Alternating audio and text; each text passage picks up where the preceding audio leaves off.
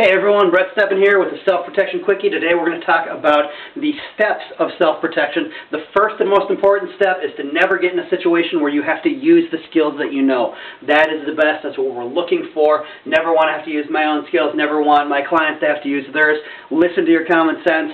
Use your awareness, listen to the voice in the back of your head, listen to the little hairs that stand up on the back of your neck, and make sure that you don't get yourself into a situation where you have to protect yourself. From there, because it's not a perfect world, maybe there's a situation that's starting, that's escalating, that things are going to go sour in any second.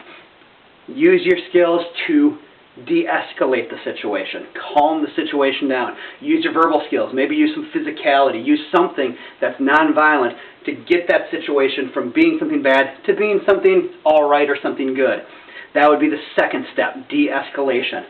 Third step, if things are going wrong, if you do have to protect yourself and get physical, try to get in some damage and get the heck out of there. Maybe you're sitting there talking to somebody and they're getting physical, they're getting belligerent, you know there's going to be an altercation, you have no idea if this guy has a knife, a gun, 6 friends, anything like that, so maybe you're talking, bam, you finger jab him in the eye, as he goes back like that, you take off running the 100-yard dash in the other direction.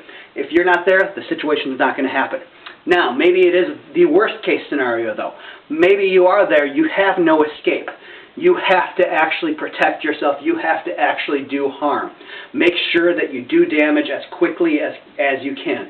So maybe you're talking to the person, maybe blah, blah, blah, you're trying to de-escalate, whatever, bam, you have to hit them. You know that the situation, you have no escape yet. So maybe after you catch them in the eye, you then come in, grab them, hit them a few times in the groin as they're going over, you pop them a few times with a hammer fist in the occipital place as they're going down, stomp their ankle. That way you can now assess the rest of the situation, make sure that there's no one else coming at you, make sure that they didn't have time to draw a weapon. That would be the fourth and final one. So we want to make sure that we go through all those steps. So we want to make sure, first of all, we don't get ourselves into a bad situation. If we find ourselves in a possibly bad situation, we de-escalate the situation so we can get out. If we can't get out, we make sure to do damage and then escape. Escape and survival are our keys. But if worse comes to worse and you're in the worst possible situation, make sure that you do as much damage as quickly as possible so that you survive. All right?